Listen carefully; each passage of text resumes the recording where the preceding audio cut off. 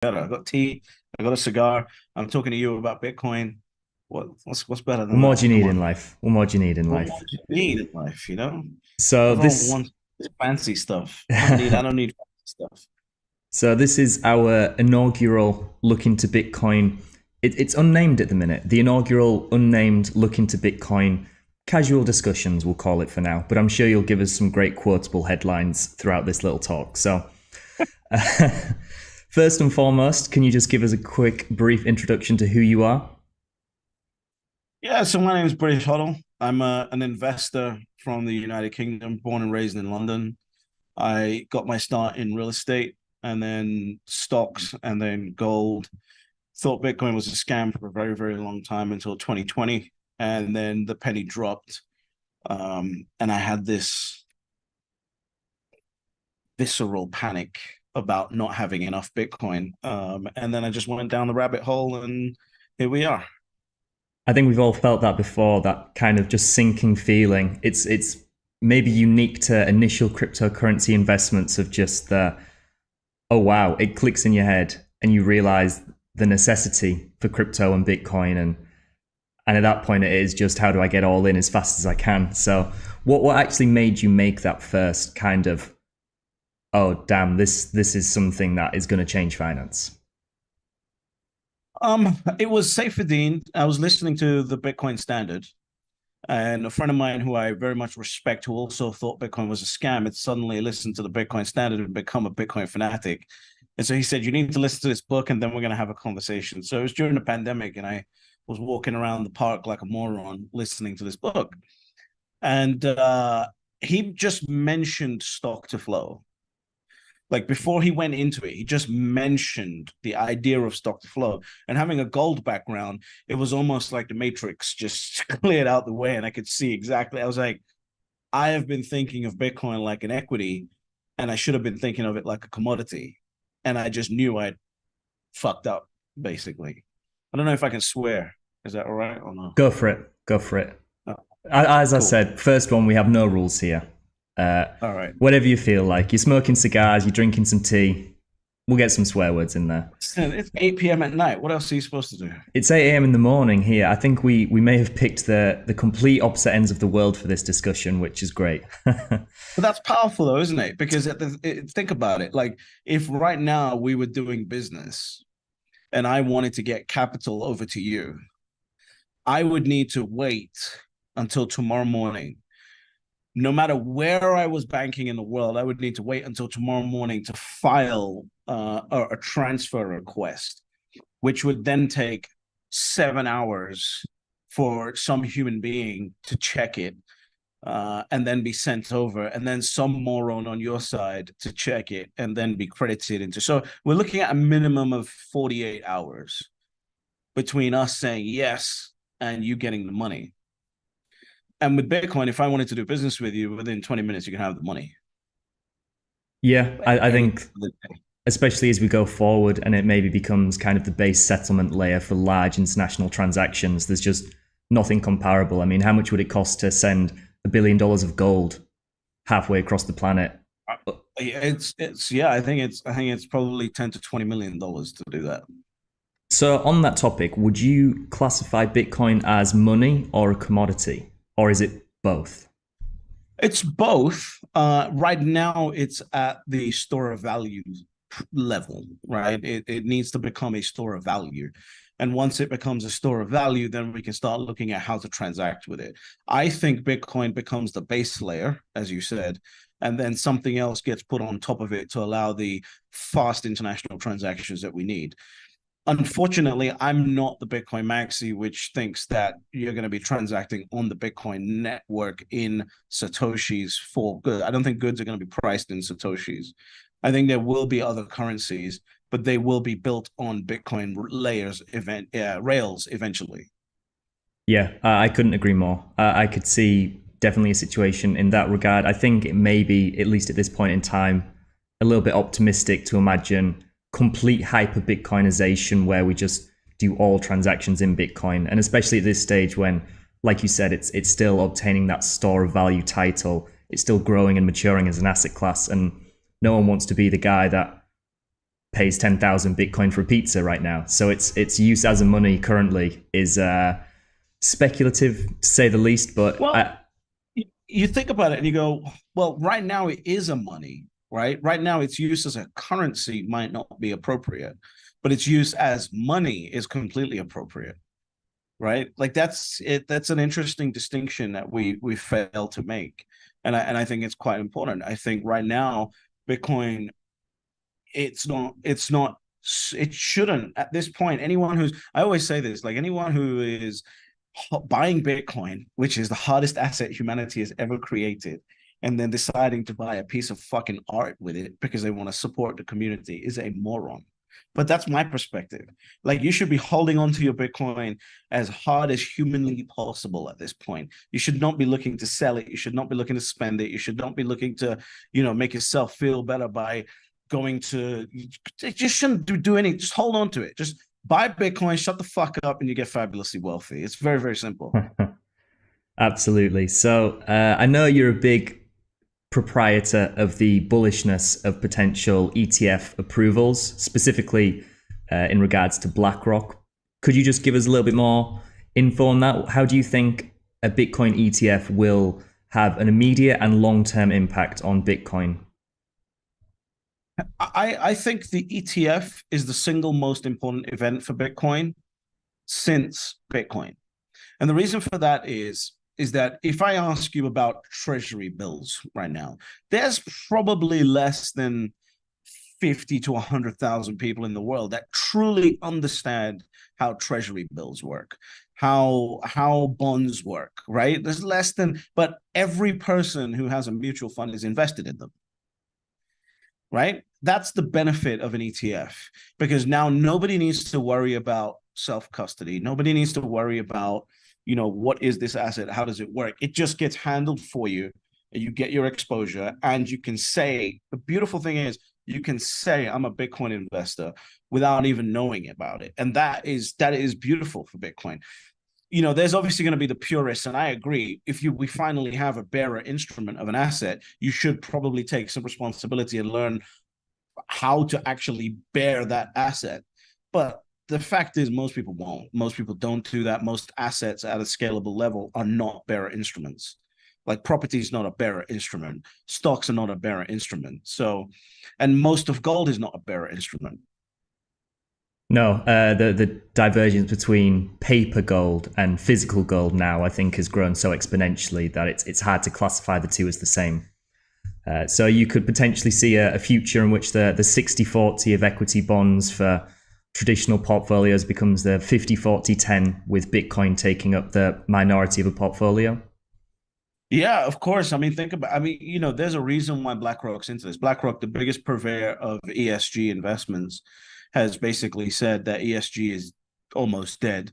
They've closed down their ESG funds, from what I read, and they're coming out into Bitcoin. And suddenly, I said this the second that they filed for the ETF, I said within a very short period of time, you're going to see a major news publication come out and say Bitcoin is ESG friendly. Why? Because Bitcoin is the ESG savior for BlackRock. Was it KS? I can't remember the accounting firm that recently actually came out. KPMG. Exactly. Yeah. KPMG, yeah. So So they came out a few weeks later, but what I'm talking about is like New York Times or Washington Post, one of the mainstream publications, basically. But yeah, yeah, the fact that KPMG came out and said it is huge too. it's already kind of the start of the narrative shift to fit the agenda of Bitcoin becoming this ESG suitable asset. So ESG 2.0, baby, let's go. Like, yeah, yes, let's just hold up the pom poms, unlock that $60 trillion of capital. And yes, Bitcoin is ESG friendly. The good thing about Bitcoin is when you try and change Bitcoin, Bitcoin ends up changing you. And so if they want to say, okay, cool, we're going to bring Bitcoin into the ESG narrative, Bitcoin will change the ESG narrative. And so I'm perfectly fine with that. yeah, I certainly wouldn't complain. So I'm sure you've seen the charts of gold when gold had its initial ETF release, where we see this exponential run up in price now that it becomes considerably easier to park your capital and inject liquidity into these markets. Could you imagine a similar kind of price reaction for Bitcoin? better because of the finality of the supply on Bitcoin, right? So gold went up from $350 an ounce to a run up of what, 2 grand in a Something very, like that, very yeah. 8 year window. And so when you factor that in, it went up 350%. And then you go, okay, cool. So let's say Bitcoin's at 40,000 when an ETF is approved. You got 350% up. It takes you to roughly what, 150, something like that. But then you factor in the fact that you've got finality of supply, all this capital coming in. Bank of America has always or has already said that the bull market multiple is $1 goes into Bitcoin and $118 gets added to the market cap when you're at the squeeze moment of the bull market. So you factor that in, you could be looking at a $10 million Bitcoin pretty easily with the ETF, just the ETF over the next decade. Wow. Humanity's never experienced an asset that's finite. We've No, never experienced. I completely agree. And I think Bitcoin's monetary innovations are probably its strongest selling point. I think as soon as people really appreciate the disinflationary model and the limited supply, it's an inevitability at that point, the exponential price increase, because it's just simple supply and demand. As soon as you see supply dwindling and demand increasing, it's basic economics that you'll see some price appreciation following that. You've got price goes up, right? People hodl more. Price goes down, people hodl more, as you can see on the charts that you guys show, right? Like, which other asset do you know where the price drops 80% and 80% of the people just go, well, fuck you, I'm holding this. You Yeah. just any major scale asset, you don't see that. So this is that because people understand instinctively. We have this in our bones. We understand as human beings what true scarcity is. We understand, we are trained through evolution to pursue true scarcity and acquire it and possess it. And that's what we'll do with Bitcoin. Yeah, yeah. So I mean, at the minute, it kind of fulfills that desirable asset sort of title. But I think as it grows even more exponentially, being able to tell people I own a whole Bitcoin, it Yep. becomes this entirely new thing where it's more than a desirable asset, and it becomes again a necessity to hold it for It becomes multiple a Veblen purposes. good. Yeah, Yeah, it becomes a Veblen good. It's just like it's a luxury asset at this point. If I can walk into my group of wealthy friends and say I'm the only one that owns a whole Bitcoin because you guys messed up. And here's the thing, they can never catch up. So it's not like I can buy a Patek Philippe watch and then they have an opportunity to catch up at some point. There is no catching up. Like, think about I keep saying that because I don't think people understand what I'm saying. Like, there is no opportunity to catch up ever. You miss this, you're done. you think Ever. as soon as it's approved, the train's left the station, and it's I don't think so. No, I don't think so. I think it takes a little bit of time for capital to come in. But again, I'm thinking on a 10 to 20-year timeline. So if an ETF gets approved this year or next year, like I'm talking about in 20 years' time. In 20 years' time, you're never going to be able to catch up. Like outside of the miraculous. Like if I want to have children, right? Like I always say this. My dad immigrated to the United Kingdom. He could buy 10 properties at that time. I, 30, 40 years later, can still buy 10 properties. I might not be able to buy the same 10 properties in the same area, et cetera, but I can still buy 10 properties. What are you going to do with Bitcoin? Like, yeah, if my kids want a single Bitcoin outside of the miraculous where they create a unicorn business that they sell for, $1 billion, $100 million, $200 million, whatever it is, they're fucked. yeah. I So mean, this choice of this asset, to own this asset for my progeny, entirety of human history, is on my shoulders. That's how serious this asset is. And people are fucking buying pieces of art with it. Do you understand why I get so pissed off by this? Well, you don't value digital monkeys at tens of thousands of Bitcoin. I'm not even talking like that's just stupid. I'm not even talking about it. I'm talking about the people that are like, oh, I painted something, and if you want to, and it's got, I painted a Bitcoin logo, and if you want to support the community, then you can buy my Bitcoin logo painting for XYZ number of Bitcoin. That's what I'm talking about. What are you talking about? You'd have to pry my Bitcoin away from my cold, dead hands. Absolutely. So obviously, we've discussed the bullish aspects of an ETF approval. Are there any drawbacks in your mind that you think may actually not hinder the Bitcoin price appreciation, but Bitcoin as an asset could potentially be taken back? I think that there's always everything's based on probabilities in life. And I think the probabilities of Bitcoin being banned in the United States have shrunk to less than 1%. I think, last cycle they had shrunk to less than 5% for me based on how it was being taxed. Once an asset is being taxed in a particular way, it's pretty much set, ready to go. But yeah, I think there's less than 1% probability that it gets banned in the US. I think the US adopts it and figures out how to control it and tax it like every other asset. Yeah, I completely. As soon as people can line the pockets with an asset, they're going to figure a way to keep lining the pockets with it. But Exactly.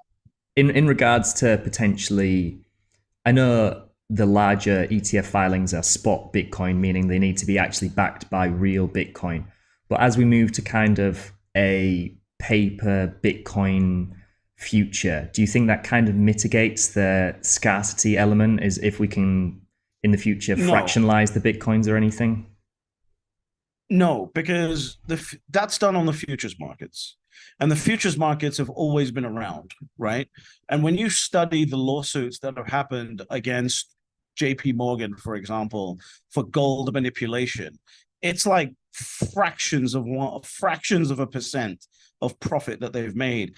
And the biggest lawsuit that was ever done, everyone likes talking about this because everyone likes doom and gloom, boomer, fear mongering bullshit.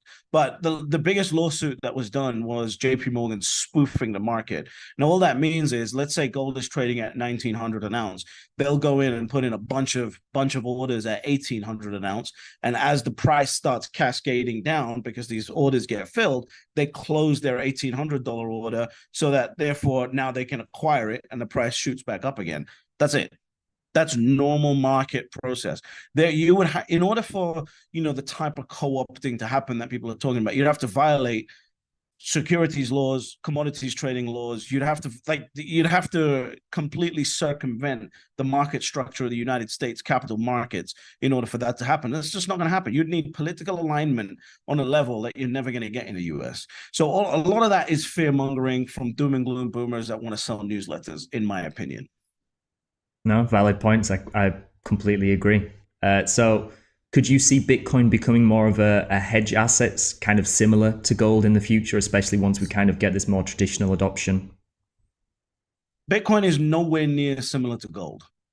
Okay. I think that to me is Wall Street's best lie so far.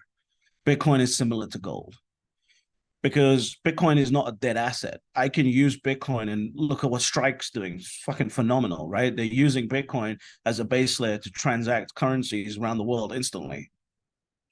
That's a $7 trillion a day market that is active use on Bitcoin. That gives Bitcoin actual real value to use on a daily basis. So there's that. There's other lending facilities you can build on Bitcoin. There's a lot of things that Bitcoin can do. Bitcoin to me is land in an environment where land is scarce. That's what Bitcoin is. It's land in an environment where land is scarce. I mean, you're from London, right? Or whereabouts in the UK you're from? Further north in York. Right. Okay. So let's pretend you're from London, all right? Okay. Because I don't know. I haven't spent much time in New York. But it's like, for example, someone saying like all of the properties that are ever going to be built in human history are going to be built in Knightsbridge, like in the land space of Knightsbridge, Yeah. right? Or like Manhattan, for example.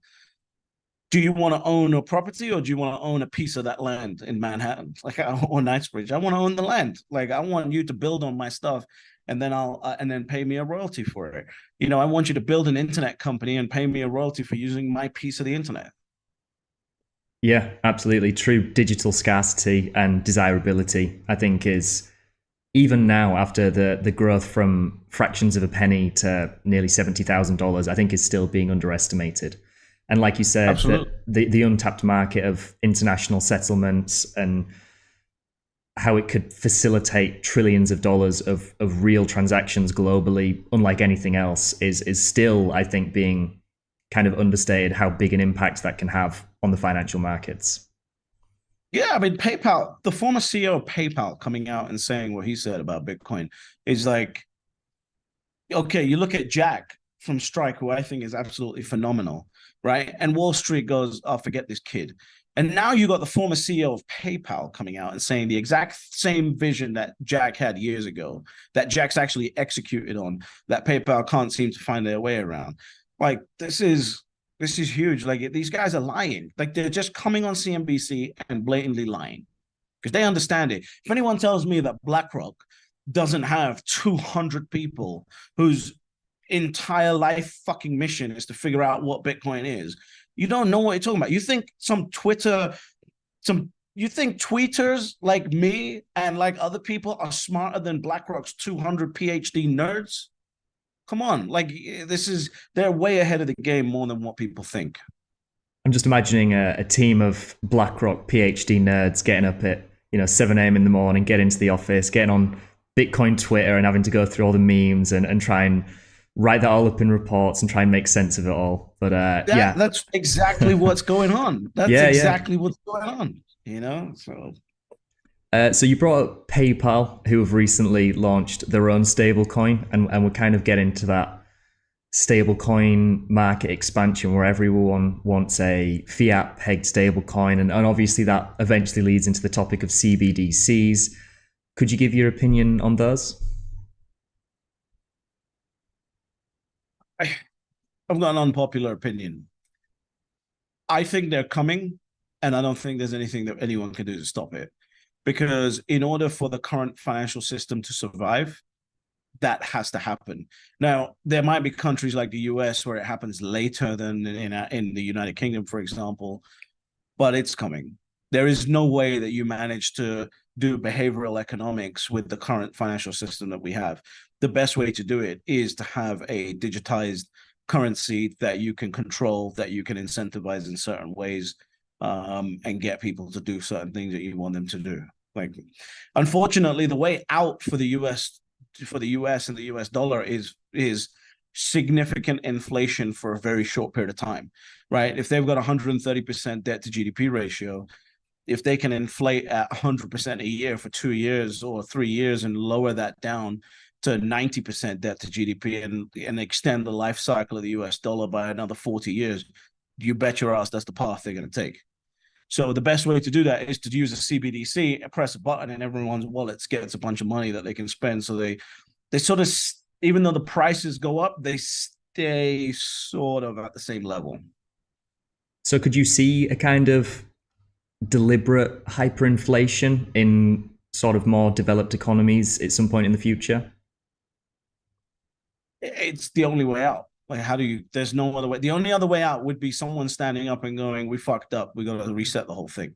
And I don't see any Western politician doing that. No, I can't imagine any politician ever being that honest, let alone take enough responsibility to even consider the motion. But Exactly. how would you imagine a potential de-dollarization? So we're seeing already with BRICS economies, and I don't. You don't see it? No, I think that's all a bunch of bullshit. I think it's like this. Like, let's say I tell you that we're gonna trade in rupees, right? And you've got a dollar balance sheet. So you now convert that dollar balance sheet into rupees, send those rupees to me, and I take those rupees, and because I want to use them around the world, I convert them back into dollars. What the hell happened? Like, the rupees were rupees for the moment that they were being sent to me and you, and we can now send out a press article saying that we're trading in rupees. That's it. At the end of the day, all of these countries have dollar debts. Those dollar debts have to be paid in dollars. you know um yeah, I don't I don't see that. I think a lot of people are using that again for fear mongering. It's the same conversation that happened with Japan. It's the same conversation that happened with the USSR. The advantage that United States has is very, very special. You can feel completely comfortable being whoever you want to be in the United States because there is a state that will protect you. And at the same time, if anything happens in any state, every American says, I'm an American. And that's beautiful. That's very special. And I think that will win out over whatever is attempted to be created. So I'm Yeah. very bullish on the US. Okay. Yeah, I think there's definitely a certain level of fear mongering. I think obviously the society we live in today, where it generates clicks to sort of devastate and disaster, catastrophize every single aspect of our lives, it's only the way that they can kind of fearmonger us into potentially relying on certain states more. But could you see, as opposed to a de-dollarization, potentially nations like the US ever accumulating Bitcoin for themselves? I know we've seen it on a smaller scale with El Salvador, but could you see central banks obtaining Bitcoin? Absolutely. Yes, absolutely. You can absolutely see a central bank putting Bitcoin on their balance sheet for, especially if they're trying to use it as a base layer at some point in the next 30 to 40 years. Yes, absolutely. They'll have Bitcoin on their balance sheet. We haven't, like, that demand has not even been touched yet. Like, think about it. We're talking about ETFs. We're not even talking about central banks doing all international trade on the base layer of Bitcoin. Yeah, and at that point, it's one of those where it's impossible to imagine a situation in which there are a few 100,000 liquid Bitcoin still available, and you're having sovereign states now competing to try and accumulate just to fulfill their central bank requirements. It's hard to imagine now, but I can definitely see it as reality in the not too distant future. Yeah, it's terrifying. It's legitimately terrifying. When you understand finance, it is terrifying.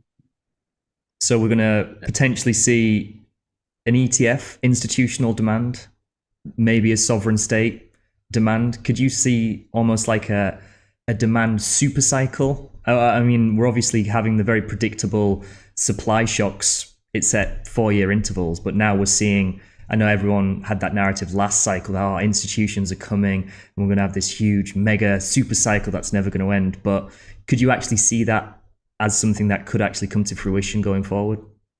Yeah, so I was part of that herd that thought that this corporate treasuries were coming into Bitcoin. And after further thought, I realized I was completely wrong on that. Because if I was running a public company that you entrusted with your funds to enact a particular vision, and then I said, all I'm going to do is dump your money into Bitcoin, you'd tell me, give me back my money. I'll hold it in Bitcoin and reduce the extra 3 layers of risk that I've created by giving you my money. So, and plus, secondly, on top of that, the market's not that big. I mean, I think US corporate treasuries are about $7 trillion. That's, in the grand scheme of things, it's not that big. I think you'll probably see less than 4% of US corporate treasuries go into Bitcoin, even after the FASB ruling over the next 10 years. I might be wrong on that, but that's my gut instinct because they need capital to actually convince the investors that they've got something to do. But yeah, I put out a video and I said, Bitcoin has never truly experienced a demand shock, right? I was looking at some reports and they said it was roughly about 40 to 60 trillion dollars that went into the whole crypto market in the last cycle in 21. And so you go, okay, well, how much was Bitcoin? Maybe 20 to 30 billion, something like that. Yeah. MicroStrategy was obviously a big portion of that as a minority player, right? As a single player. But I don't think the market's experienced anything like what an ETF would bring, where you're looking at $100 billion worth of demand in the first year and a half. That's like 10xing the equilibrium price from where it is, just the equilibrium, without factoring any, supply cuts or hodl wave increases or anything. Yeah, I completely agree. But there is the argument I'm seeing a lot of people making that especially with the economy in a more questionable place, that if we saw a more drawn out economic recession, if we saw a big bear market in traditional markets, could you see that negatively impacting Bitcoin in spite Sure, of? But even if we had the ETF approval, could you see Bitcoin still rallying during a recession, or do you think a absolutely. recession would negate the ETF approval? A recession would hamper it, but you're talking about trillions, $900 trillion worldwide, credit market already, right? And Bitcoin's a new asset. So you could see all of that. You could see 300 or $400 billion chase Bitcoin while credit's in a contraction, right? That's what people are not paying attention to. So yeah, Bitcoin is a risk on asset, which means it is affected by credit cycles. But it's a new asset, which means all the money that's still out there could decide to diversify from wherever it is into Bitcoin because it is a new asset. And that could be worth 300 or $400 billion. Yeah, especially I know there's been a narrative of a decoupling for years now, and we're going to have some uncorrelated, sustained bull run, irrelevant of what is happening in the S&P 500, for example. But I think if we actually saw a first glimmer of that and investors had an easy way to actually gain access to the market through an ETF, then it could really quickly actually fulfill that goal of a potential hedge asset that is diversified, that isn't correlated to traditional markets, and really could be the fuel to take us even higher. Yeah, but in the interim, I think it needs to step into an alternate risk asset, which it hasn't yet. Right now, it's a very, very speculative asset. Next step is going to be an alternative risk asset, instead of I go on to my broker account, and instead of seeing Tesla, I click sell on Tesla and I click buy on the Bitcoin ETF, right? So it's now an alternative risk asset. And then eventually it turns into a hedge asset. And you think the ETF can be the way to kind of change investor opinion, like especially I'm thinking The only more, way. yeah, as soon It's as the they only kind way. of see that it's been legitimized by the world's largest asset manager, opinions, change like that, and suddenly it is reputable. Here's Suddenly the it crazy is. thing. The crazy thing is their opinions don't even matter at that point, because 500 of the top biggest asset managers in the world control $130 trillion of capital. And these are the people that everyone relies on to make their decisions. And if they go, we need a 5% allocation to Bitcoin, the person at the end of it, their opinion doesn't matter. So I actually think that we're at a point where Bitcoin awareness could become less relevant as the asset becomes more financialized. That would be heartbreakingly bad for Bitcoin, right? Because it doesn't serve the underlying purpose. But we're at a point where you're gonna be in Bitcoin without knowing that you're in Bitcoin. Yeah. Do you think they could wrap it into an ESG index as a Of way course, to boost performance, and then suddenly, like of as you course, said, there'd be millions of people that are unknowingly exposed to the crypto markets? of course, absolutely. Yeah, I mean, the ESG funds have compounded 5 or 6% a year. If they added, 5% allocation to Bitcoin, you suddenly boost that up to an adequate amount. Yeah, I think it's something that a lot of people, especially in the crypto space, are maybe a little optimistic in their belief that people, especially traditional investors and especially millionaires that are, again, just letting family funds manage all of their capital, I think they're maybe a little hopeful in assuming that they're all, I'm not implying that they're bad hearted, but that they're all, oh, we need to invest in Bitcoin for the philosophical reasons, for the divergence away from the economic situation we're currently in. I think as soon as you can offer a majority of people superior percentage gains on a yearly basis, they're not going to No really one gives a care. shit. Exactly. Matt, no one gives a shit. You know why? Because people like my parents, who are immigrants to the United Kingdom, who have done the right thing for 35 years, invested in the country, bought property, trying to protect their two sons' futures, are now realizing that their property portfolio needs to be worth 85 to 90% more than it is in order to maintain the value that they'd hoped for. They're not worried about saving the world. They're worried about saving their future that they've worked hard for. The person who's a police officer or a doctor or a lawyer or a teacher or a whatever, is realizing that they've been fucked by the system. They don't care. They want to know, how am I going to protect my children? How am I going to protect my future? That's what they care about. Yeah, completely agree. So just circling back a little bit, discussing a potential recession and maybe hampering Bitcoin's upside potential. Are you watching any traditional metrics on the economy? Are you watching any charts on liquidity, inflation, anything like that to try and gauge what may be coming? So I think inflation is pretty much done.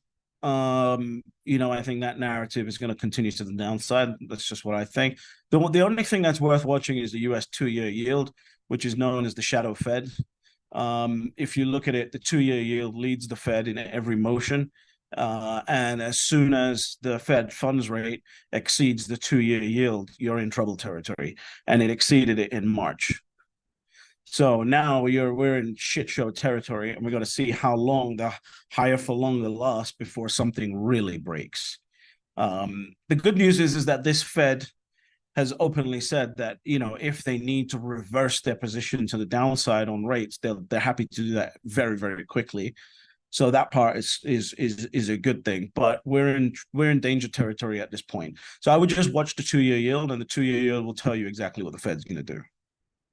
Yeah, completely agree. And shameless plug, but I don't know if you've noticed the treasury yields and federal rate targets we've added to look into Bitcoin. So right now we're just filming. I'll overlay these so all the viewers can see all the sexy new charts. But yeah, glad you're hopefully finding some use out of that. And yeah, on the topic, like I think you guys like I use TradingView and I use you guys, right? And I think you guys, the good thing about it is, unlike TradingView, where you go in and it's like, a Bloomberg terminal where you need to have a master's degree in knowing what to put into the chart to give it. It's a phenomenal software. Give you what you want, but you got to know what to put in. You guys just go and figure out, okay, these are the charts that people need to see, and here they are. Anyone who wants like a simple overview of charts, I always recommend them to you guys. I always appreciate that. You're welcome. And you mentioned earlier, of course, stock to flow. That's obviously one of the bigger talking points in crypto, with Plan B's thesis on stock to flow and how that's going to result in considerably higher Bitcoin prices. I think the fair value is $500,000 in the next cycle. But is that something you give much credence to, the stock to flow model? I pay attention to everything, right?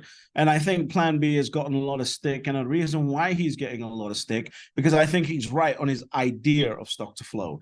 I think the reason why he's getting a lot of stick is because he started changing up the models to suit the bullishness that everyone wanted to see. Yeah. And if you just look at his original model, it's pretty accurate. It's pretty fucking accurate. Like, people don't want to talk about that, but the original model predicted a fair value price of 50,000.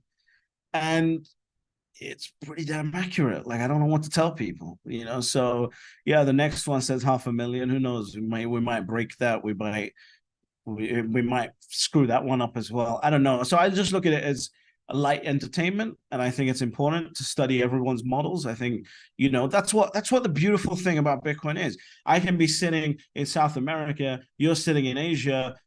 Plan B is sitting somewhere in Europe, and we can all put out our ideas and go, this is what we think, right? And that's beautiful. Yeah, completely agree. Are there any other metrics you're watching? I know we mentioned about the illiquid supply of Bitcoin continuing to grow as the hodl waves kind of expand, and we're seeing less and less kind of flow of available Bitcoin.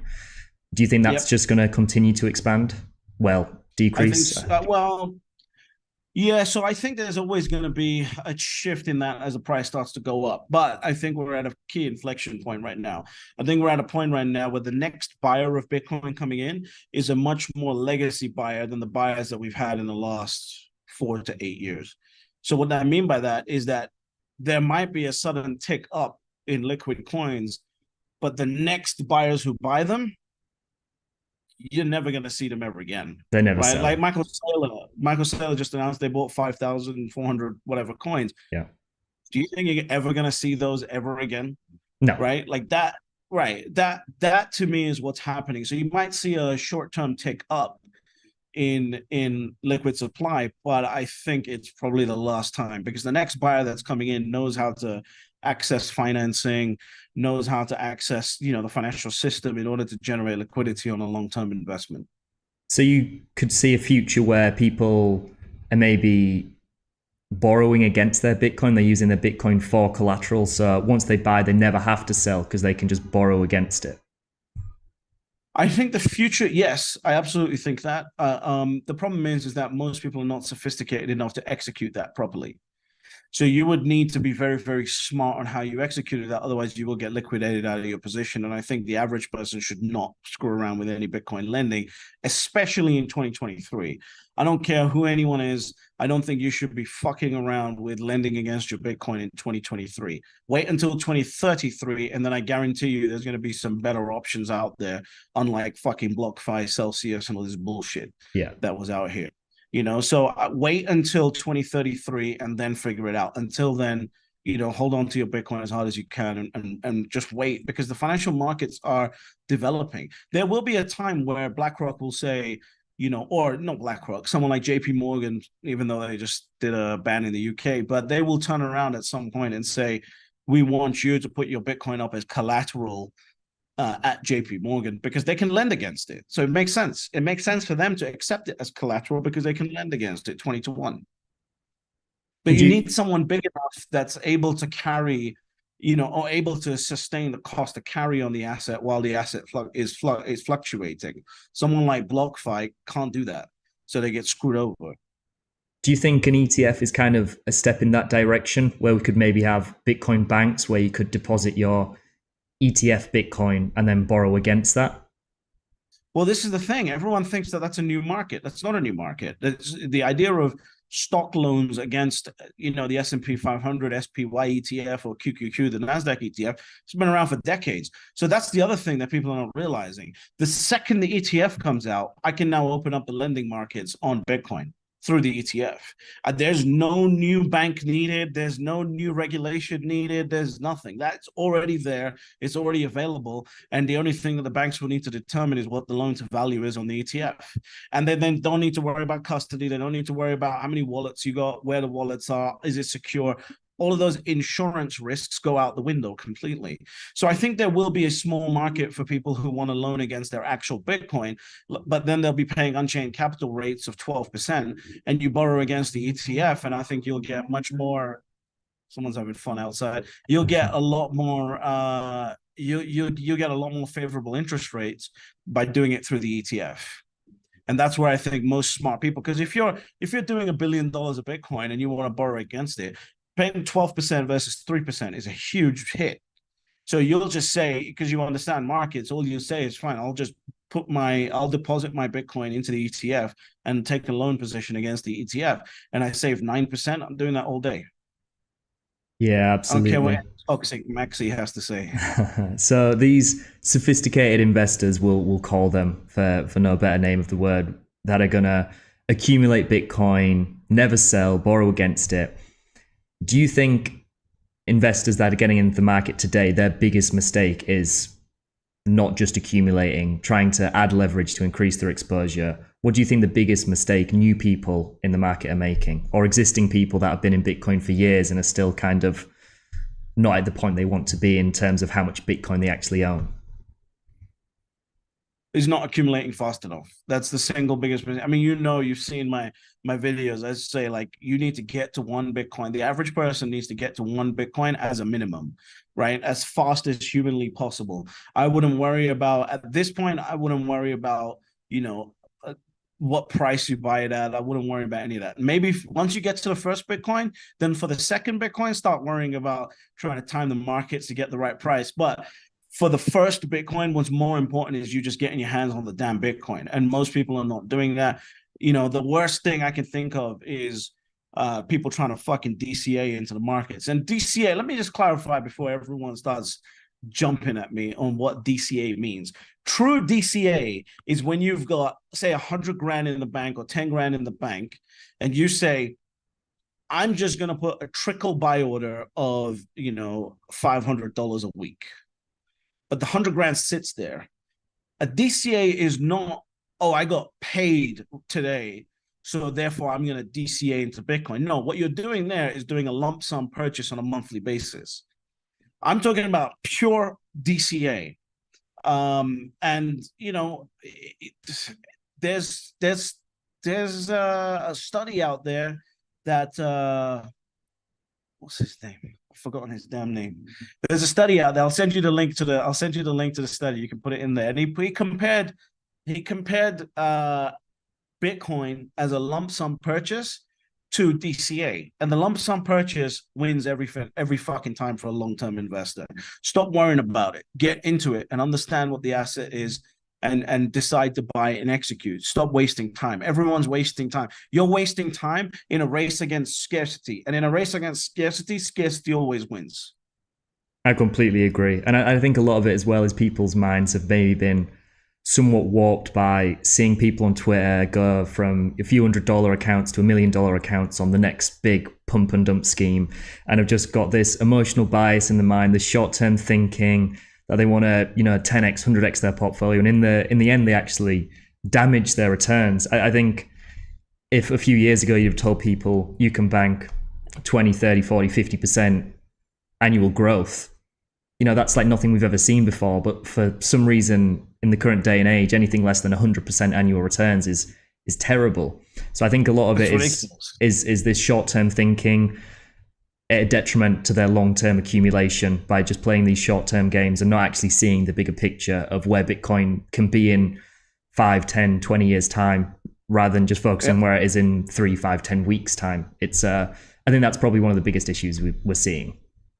Yeah, and you know what that's going to lead to? It's going to lead to my friends, the boomers, kicking the millennials' asses on the newest technology. Because why? Because boomers understand long-term accumulation. The boomers understand holding on to assets and never letting them go. Why? Because they've been kicked in the face 3 or 4 times already in their life, where you got these millennials trying to do it for the first time and not realizing that just buying Bitcoin, shutting the fuck up and getting fabulously wealthy is an option. Whereas the boomers know that. And most importantly, the boomers have missed it. The boomers have missed Apple. They've missed Tesla. They've missed these things, right? And so the pain of missing something, there is nothing more for an investor than the pain of fucking knowing something and missing it. Like, there is nothing that you can tell me that is worse than that, because there's embarrassment attached to that. There's pain attached to that. There's money that you already spent in your mind attached to that. So there's a lot of emotion attached to missed opportunities. And boomers understand that, whereas these millennials don't understand that. So the millennials are going, hey, if it works out, it works out. If it doesn't, it doesn't. The boomers understand what it means. If it doesn't, it doesn't. And so they won't fall for it. So the millennials are about to lose their Bitcoin to the boomers. I would probably add to that in that I think a lot of millennials actually have also experienced that, but in the forms of seeing Dogecoin go to nearly $1 or something. And there's always the friend that, I bought Bitcoin in 2012 at a few dollars and now I'm fabulously wealthy. So I think people, millennials especially, and maybe you and I. Of course, yeah. That's you and I that are in the investment space. What about the morons that were studying media studies? They haven't experienced anything like that. But right? Or art. Do you think they'll look to leverage to be like, I need to make up for the lost time? And do you think that's maybe compounding their mistakes to say, not only have I got in late, let's just borrow and use leverage and then end up getting liquidated and missing out on just simply buying Bitcoin now? I know there's always the hindsight of, oh man, if I'd have bought Bitcoin here, if I'd have sold here. But in my opinion, the second best time to buy Bitcoin is today. Absolutely. So they're going to have to now acknowledge that they were wrong really quickly and start acting right. The problem is that there's no second chance, right? The boomers might have missed Tesla or Apple, but they got an opportunity on Tesla, right? They might have missed that, but they get an opportunity on NVIDIA and AI. That's not going to happen with Bitcoin. You got one fucking chance. So what would you say to the investors getting into the space and saying, but Shiba Inu coin or this next flash in the pan altcoin, this is the new Bitcoin, this is what's going to overtake the market? I'd say that you are heavily misguided on what the true opportunity of Bitcoin is. And I'd say while I could absolutely turn around and say, have fun staying poor and do that bullshit, The truth is that we're at a point with Bitcoin where this is more important than anything that we've ever experienced. So at this point, I want to try and popularize the idea of caring harder, not crying harder, right? So when everyone says cry harder, I think it's important for us now to care harder for people and help them understand what the fuck is actually going on here and what this opportunity is. So I would implore them, if they think that, I would say, fine, you think that, that's absolutely fine. Just take the opportunity to understand the true opportunity of Bitcoin. And once you do that, if you still want to invest in Shiba Inu or whatever coin, go ahead and do it. At the end of the day, I'm a capitalist. You got the right to make or lose money, right? You got the right to be stupid with your money. I don't, that's fair market. So go ahead and do what you want to do, but truly understand the true opportunity of what Bitcoin is. I'm assuming you don't hold any other altcoins, we'll call them, any other cryptocurrencies. Are you No. just strictly Bitcoin?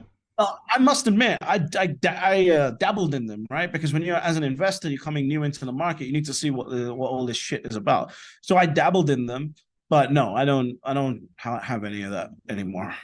Yeah, I'm the same. I do think they have their place, especially Bitcoin being a software, which again I think is something a lot of people maybe fail to consider, that it can evolve and improve and the technology can get substantially better. So I do think altcoins coming into the market with great tech innovations. I'm not necessarily saying that, NFTs on Bitcoin is necessary. I think these innovations are kind of just driven by human greed. But if we can potentially use altcoin technology to improve Bitcoin's second layer and Lightning Network to make it operate a bit more frictionless as a peer-to-peer currency, then I'm all for it. So I see them as opportunities for technology that could eventually just be absorbed into Bitcoin. So, Like I always say this, I'm a capitalist, right? I want the only difference between me and everyone else is I want to fix the underlying system first. Once you do that, we all have a right to speculate. So if you think that we have fixed the underlying system, which is Bitcoin, and now you want to bring in NFTs on top of Bitcoin, try it. It's a free market. Try it. The market will tell you whether you're an idiot or not, right? If you want to bring in, the US dollar on Bitcoin rails, try it. The market will tell you whether you're an idiot or not. But for me, it's very, very important to fix the underlying issue, which is 230 years of financial subjugation that humanity has been through based on the fiat system that we're in. And that's what I focus on. I want to fix that first. And once we're building on something that's stable, it's a free market. You got the right to make and lose money. I completely agree. And on the same topic, do you believe then maybe one of the biggest misconceptions about Bitcoin is it's just an opportunity to make some money? Do you actually think that maybe they're missing the bigger point, that it is the opportunity to maybe fix the broken traditional financial system? It's not my place to judge how people come to Bitcoin, right? Because I think what's important is you come to Bitcoin however you come to Bitcoin.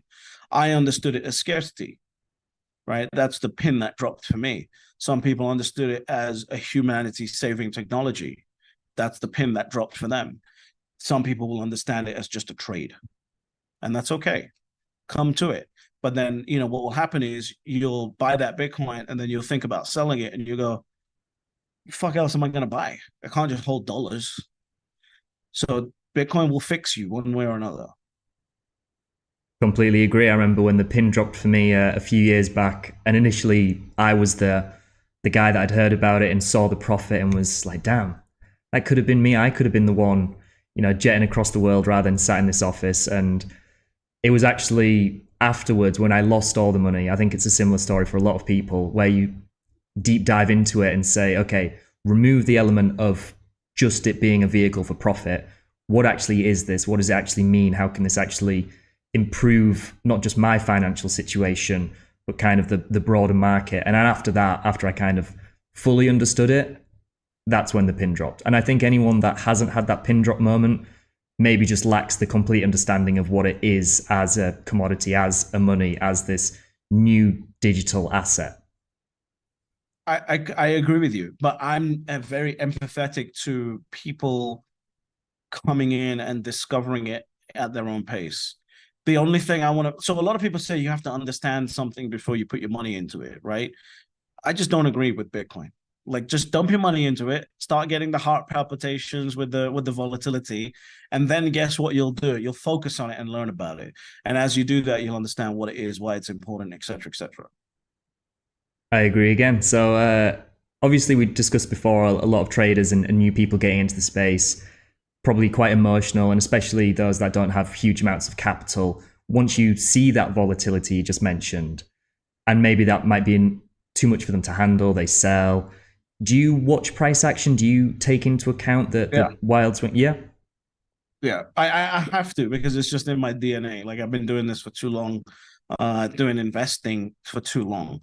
And of course, my role in this space now, as someone who has a YouTube channel, is trying to keep people informed, is to keep up to date on what the hell's going on. So yes, but do my parents really watch the price action on a day-to-day basis? No, not really. If they see it in CNBC, they'll check the price and see what's going on and panic about it or be happy about it. But generally speaking, they don't. And I don't think most people should. It just depends on what position you want to play in the space. And I have to. Yeah. Obviously, myself too, look into Right. Bitcoin. Same with you, and same, yeah. And I think for a lot of people that maybe do get a little bit emotional and aren't prepared for the volatility, I think at least to begin with, there's a lack of awareness that you can actually use this asset to check on-chain data. I think a lot of people, like we said before, treat it maybe as a stock or a commodity, but because it is this sort of digital money, we can actually see what investors are doing. We can see the most opportune moments for accumulation. It's an organism. Exactly. It's a living organism, right? And what people are doing with the price action is checking the heartbeat without realizing that you can actually check all the organ functions. Yeah. Which is what you guys do. Yeah, and I think it's fascinating to actually, you can almost see mass psychology at play when you see price exponentially run up, and then you can see more and more people buying at what ends up being the top in a bull market, the absolute peak in price. When if you just take a step back and you can see this crazy greed in the market, and then the exact same is true on the downside. Once we see a huge collapse in price action, and you can see the fear on chain, you can actually see investors losing hope. You can see them becoming completely fearful in the markets. And of course, acting as a contrarian, doing the opposite of what a majority are doing, tends to play out the best. And it's just an asset we don't. I'm really glad. Yeah, I'm really sorry to interrupt you, but I'm really glad that you guys are now on YouTube actually demonstrating how to read and utilize the charts that you guys have. Because I know, when I first came across you guys, it was like, here it is, figure it out. There's like written explanations, but I really like and appreciate the fact that you guys are now actually showing people how to read this data, because this is completely new. People are used to reading price charts. They're not used to reading hodl waves. They're not used to reading, illiquid supply, and that's what they need to read, because this is a living organism. This is no longer, just you're not just reading a heartbeat here. You got to read.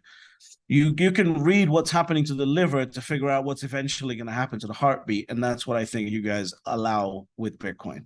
That's what we're trying to do, and we really appreciate the shout out. And obviously, we'll try continue doing what we're doing. I think this has been a great chat, and we've really enjoyed your perspective. But quickly, my pleasure. Yeah. I know you say you watch price action a little bit, but really we need to look at the bigger picture. But everyone's going to want to know, what's your price prediction potentially for 3 months from now, 3 years from now, and 3 decades from now? Oh, Jesus. 3 months from now, I have no idea. It could be 20,000. It could be 60,000. 3 years from now, I think you're looking at 280 plus. And what was the last one? 3 decades from now. Oh, 3 decades from now, $10 million a coin. Yeah. Yeah. Yeah. Is that in today's money? That's the one. That's today's buying power, and that's what I'm most certain about.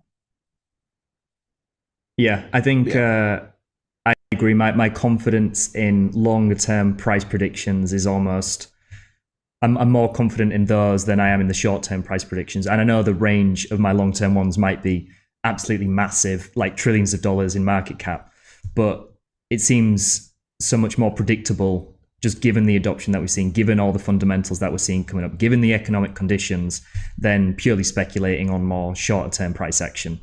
So I agree with you on that fact. I think in less than 2 decades, people with $100 million of net worth will be struggling to buy one Bitcoin. And I don't mean the price is going to go to 100 million. What I'm saying is that if I have $100 million net worth, most of that's going to be tied up in assets. And generally speaking, right now, that's tied up in real estate for people at that level. And it's hard to sell off real estate to buy an asset you know nothing about, right? It takes emotional grit to do that. So I think most people at $100 million net worth won't be able to buy one full Bitcoin within the next 2 decades.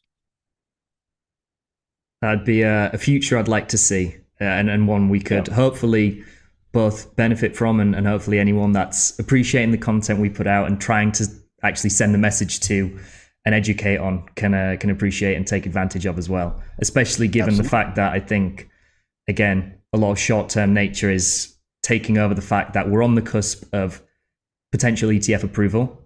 We're on the cusp of a supply shock given the halving event early next year. And we're on the verge of potentially seeing a divergence and decoupling, a decorrelated, sustained period from traditional markets as people really learn and understand what the asset truly is. So I think it's exciting times ahead.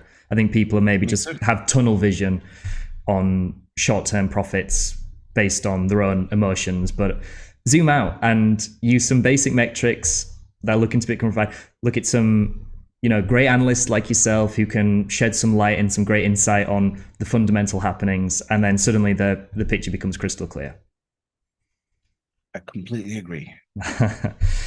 So can you tell everyone where we can find you, British Hodl? The easiest thing for you to do is go to youtube.com, which everyone should know, and just type in British Hodl and you'll find me. Okay, no problem. Thing. Are you on Twitter? Yeah. I know you're on Twitter, but I am on Twitter, but YouTube is probably easiest. But if you want to find me on Twitter, I'm also British Hodl on Twitter too. Amazing. And would you care to conclude this chat with your 3 famous rules for Bitcoin? Listen, there's only 3 rules to Bitcoin. And before we even get to the 3 rules, the only question that anyone should be having after listening to this conversation is how close they are to getting to their 1 Bitcoin. Michael Saylor's out here buying 5,000 Bitcoin at a time. You need to focus on getting to 1, because as Michael Saylor knows as well, there are only 3 rules to Bitcoin, which is step number 1, you buy Bitcoin. Step number 2, shut the fuck up. And step number 3, you get fabulously wealthy. Thank you very much, British Hodl, and thank you all very much for watching our inaugural look into Bitcoin casual chat, whatever the name, we'll figure that out later. But thank you all very much for watching, and I'll see you in the next one.